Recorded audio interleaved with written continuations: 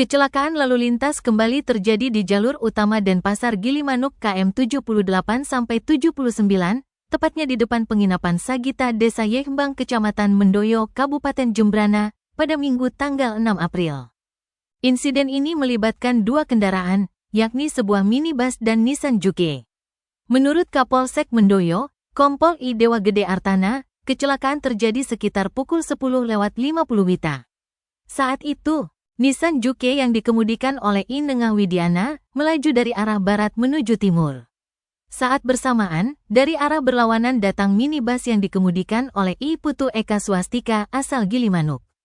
Berdasarkan keterangan saksi, Nissan Juke diduga terlalu mengambil jalur tengah hingga akhirnya bertabrakan langsung dengan minibus dari arah berlawanan. Akibat benturan keras, minibus kehilangan kendali dan terpental ke halaman rumah warga di sisi selatan jalan. Di dalam minibus terdapat dua penumpang. I Gusti Bagus Agiarno asal Banyuwangi mengalami luka lecet di kepala. Sedangkan Komang Adi Permana Putra dari Melaya dilaporkan hanya mengalami shock. Benturan menyebabkan kerusakan cukup parah pada kedua kendaraan. Roda depan Nissan Juke terlepas.